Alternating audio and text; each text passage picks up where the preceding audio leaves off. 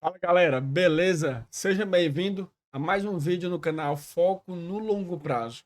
Hoje nós vamos tratar de um assunto um pouco mais intermediário, pois vamos conhecer 9 gráficos muito importantes para o investidor, certo?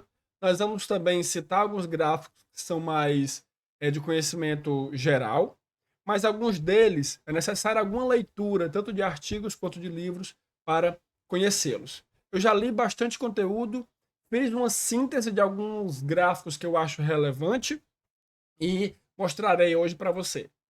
Basicamente, são estudos que são expressos em gráficos.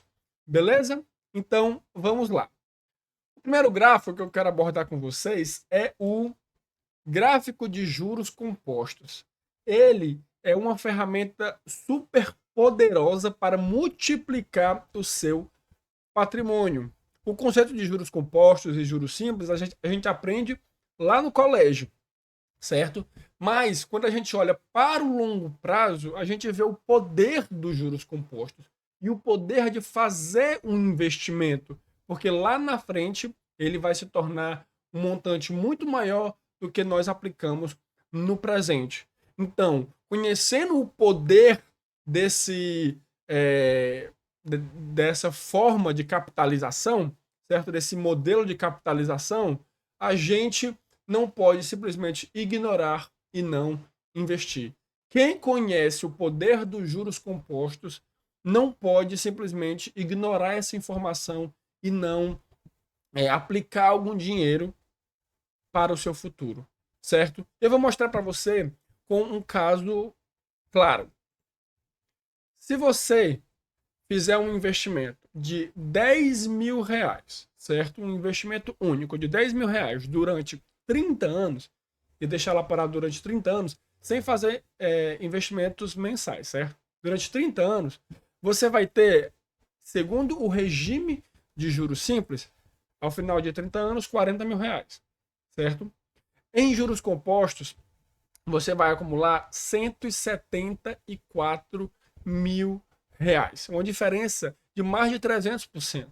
No longo prazo, se você observar o juros simples, ele cresce de modo linear, certo? Mas os juros compostos, ele cresce de modo exponencial. Quanto mais você fica aplicado, maior será o montante, então os juros vão incidir sobre um montante cada vez maior. Dessa forma, o seu poder de multiplicação é muito mais intenso, certo? Vamos nós. Esse gráfico aqui também você já deve conhecer. Ele está lá no livro Investindo em Ações no Longo Prazo, do Jeremy Siegel. Ele mostra qual é o retorno de diferentes ativos ao longo de 2 séculos. O estudo dele começa em 1802 e termina lá em 2012, certo? Basicamente 210 anos. Ele supôs que você investe $1, né, nessa data, e ao final desses 2 séculos você vai ter 704 mil dólares em ações, vai ter quase 2 mil dólares em títulos públicos, quase 300 dólares em títulos do Tesouro, né, que também é outra classe de renda fixa, 4 dólares em ouro e 0,05 se você tivesse simplesmente segurado esse dinheiro em dólar sem aplicar em lugar nenhum. Beleza? Então a gente pode ver que no longo prazo as ações elas são extremamente vencedoras. Claro que teve períodos de queda, como a gente pode ver aqui, a crise de 29, teve 2008, tem pandemia, tem tudo, né? Tem guerra, mas no longo prazo as ações são extremamente vencedoras.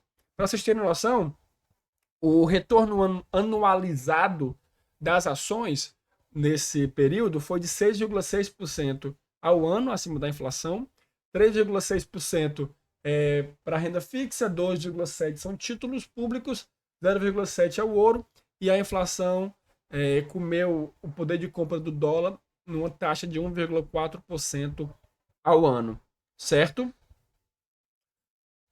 Agora, esse outro estudo também é do livro do Jeremy Siegel, e aqui ele aborda é, como se deu, como se dá a questão do maior e do menor retorno de diferentes ativos, certo? Quando a gente vai analisar o risco de um ativo, a gente não pode simplesmente observar quanto ele rendeu positivamente. A gente tem que observar quanto ele pode render negativamente. É essa a diferença, é essa incerteza que define o risco, certo? Então, nesse estudo ele mostra o seguinte: em um intervalo de um ano, no curto prazo, as ações elas podem chegar a perder, né, em média, quase 40%. Claro, elas conseguem ganhar bastante também em um ano, cerca de 66%. Diferente da renda fixa. A renda fixa ela ganha menos, mas também ela perde menos, ou seja, ela é menos arriscada. Quando eu observo em uma janela de 5 anos, as ações elas têm um retorno negativo ligeiramente pior que a renda fixa, né? Expressa nesses dois tipos de títulos de renda fixa, títulos públicos, mas o retorno dela é bastante superior. Quando eu olho já para uma janela de 10 anos, isso aqui é uma média, tá, pessoal? Quando eu olho para uma janela de 10 anos, a gente observa que as ações, no pior cenário, teve um rendimento melhor do que a renda fixa. E no melhor cenário, teve um rendimento melhor também do que a renda fixa. Quando a gente vai olhar para um intervalo de longo prazo, 20 e 30 anos, vamos olhar aqui 30 anos. Lembrando que esse gráfico aqui ele é feito também de 1802 a 2012, certo? Como ele aborda lá no livro. Quando a gente observa no longo prazo, no pior cenário, né, em janelas de 30 anos, as ações tiveram um desempenho de 2,6% ao ano, quando a gente desconta a inflação. E no melhor cenário, ela teve um desempenho de 10,6% ao ano. A renda fixa, ela teve, no pior cenário, perdas, né? Descontada a inflação, e no melhor, teve um ganho inferior às ações. É como basicamente o Warren Buffett falou: no curto prazo é muito arriscado investir em ações. No longo prazo é muito arriscado não investir em ações. Vamos para o próximo. Mas antes, eu peço que você, se está gostando desse vídeo, curta, é rapidinho, não toma seu tempo, e se inscreva no canal. Aqui a gente sempre posta conteúdos voltados para investimentos, mercado financeiro, finanças, e aqui você pode se aprofundar e amadurecer como investidor, certo? Vamos lá. Esse gráfico aqui, para mim, ele é genial. Eu acho que é o que eu mais gosto de todos, porque ele mudou muito a minha visão sobre o risco. Esse gráfico, eu vi ele no livro Mais Importante para o Investidor, do Howard Marks, e ele aborda a questão, a relação do risco e do retorno. Você já deve ter ouvido em algum lugar a seguinte frase: quanto mais risco, mais retorno. Mas isso não é verdade. Porque se quanto mais risco, mais retorno, não há risco. A grande questão do risco é que não há uma certeza do retorno. Não há uma certeza mesmo, né? 100% de certeza de que vai haver um retorno superior. Pode haver um retorno negativo, né? E o que eu gosto sempre de pensar é o seguinte: quanto maior o risco, maior deve ser a expectativa de retorno para fazer sentido eu investir naquele ativo. Por que eu vou investir em um ativo mais arriscado se ele não vai me dar nada? Eu só vou investir se houver uma expectativa. Mas é apenas uma expectativa. Por quê? Porque quanto maior o risco, maior é a incerteza quanto a esse retorno. Né? Por exemplo, aqui, quando a gente observa esse gráfico aqui, né?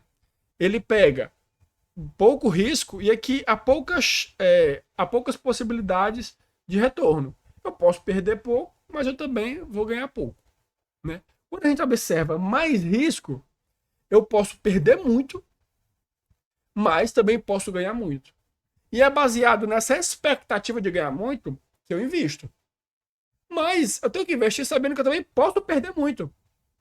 Então esse gráfico aqui, ele é muito interessante, porque aqui a gente pode observar realmente a relação do risco e do retorno, certo? O próximo gráfico aqui a gente já vai abordar empresas de dividendos. Qual é a melhor? Empresa de crescimento, empresa de dividendo. Aqui esse estudo ele foi feito de 1928 a 2013, ou seja, 85 anos mais ou menos, certo? E aqui ele vai mostrar quais são os tipos de empresas que têm um maior retorno. Aqui há as empresas que mais pagam, né, em laranja. Em vermelho são as empresas que menos pagam. E em azul aqui, ó, são as empresas que não pagam. A gente pode ver que azul as empresas tiveram pior desempenho. Em laranja, elas tiveram o segundo melhor desempenho. As empresas que distribuem muito, mas não são as que distribuem mais, tiveram um melhor desempenho, certo? Então vamos lá, o que esse gráfico nos diz? Ele nos diz que os 20% de ações com maiores dividend yields superou os 20% de ações com menores dividend yields em uma taxa de 1,76% ao ano, nesse período do estudo, certo? Ou seja, as ações de dividendos estão sim tendo um retorno superior do que as ações que não são de dividendos.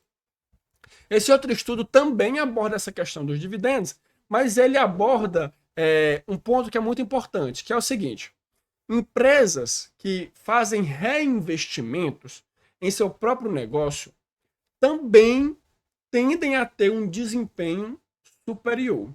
Ou seja, aqui ele aborda alguns tipos de empresas, certo? A linha cinza é o retorno médio do mercado, medido através do S&P 500.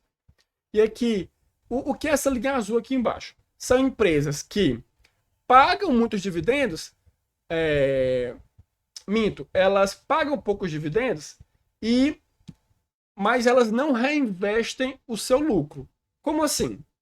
Eu tenho uma empresa que, ao invés de pegar o lucro dela e dar uma parte para os investidores e uma parte ela reinveste no negócio, ela simplesmente dá tudo para os investidores, né? E não reinveste no negócio. Esse tipo de empresa ela tem um péssimo desempenho. Essas empresas aqui, ó, as que tiveram o melhor desempenho, o que é que elas fazem?